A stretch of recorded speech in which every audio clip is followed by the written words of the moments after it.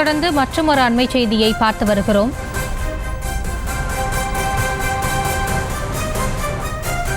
வெள்ள நீரில் கச்சா எண்ணெய் கலந்தது தொடர்பாக சிபிசிஎல் நிறுவனம் அறிக்கை தாக்கல் என்று தகவல் வெளியாகியிருக்கிறது. தென்மண்டல பசுமை தீர்ப்பாயத்தில் அறிக்கை தாக்கல் செய்தது சிபிசிஎல் என்று தகவல் வெளியாகியிருக்கிறது. அது குறித்தான அண்மை செய்தியை பார்த்து வருகிறோம். கூடுதல் விவரங்களோடு இணைகிறார் எமது செய்தியாளர் மதியழகன்.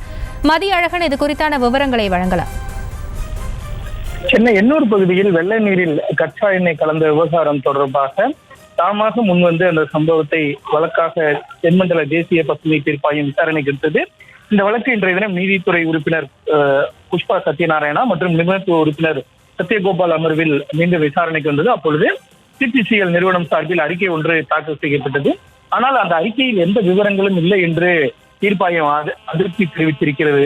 அந்த அறிக்கையில் எவ்வளவு எண்ணெய் வெளியேறியது, அந்த எண்ணெய் எப்படி கலந்தது என்பது தொடர்பான எந்த விவரமும் ஏன் இல்லை என தீர்ப்பாயம் கேள்வி எழுப்பியது. மேலும் 48,000 கன அடி தண்ணீர் மட்டுமே வெளியேற்றப்பட்டதாக மட்டுமே சொல்லப்பட்டுள்ளது.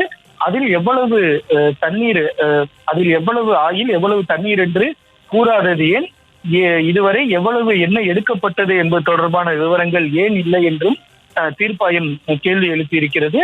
இது தொடர்பான விவரங்களை அனைத்தையுமே மதியம் 2:15 மணிக்கு தாக்கல் செய்ய உத்தரவிட்ட தீர்ப்பாயம் வழக்கினுடைய விசாரணையையும் மதியம் 2:15 மணிக்கு ஒத்திவைத்திருக்கிறது.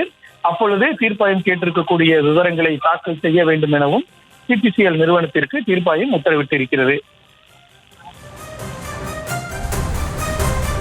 தங்களுடைய விவரங்களுக்கு நன்றி மதியழகன்.